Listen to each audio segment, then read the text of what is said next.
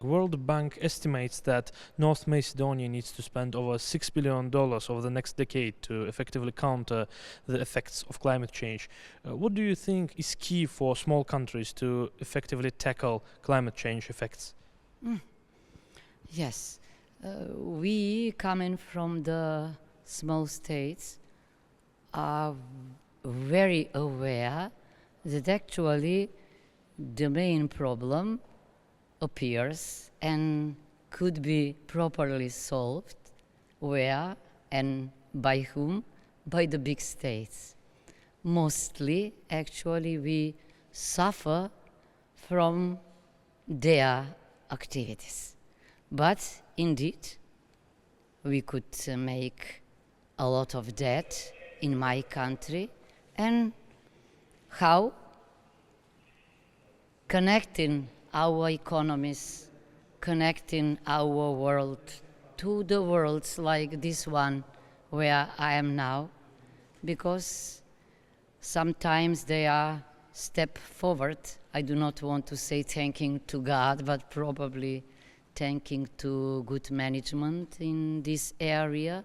And that's why, yes, we will do our best to use in the best way the money from the World Bank. We need the money. Why? Because during the process of Euro integration, one of the most important clusters for us is cluster related to environment protection, and that's why I came here today. So we are going to do our best. I am aware that the fight with nature is in the very beginning lost. So protecting the nature, we are protecting ourselves.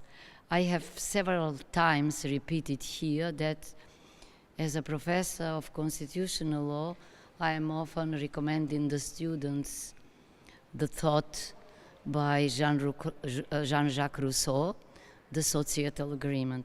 But the more important or equally important for the mankind is natural agreement.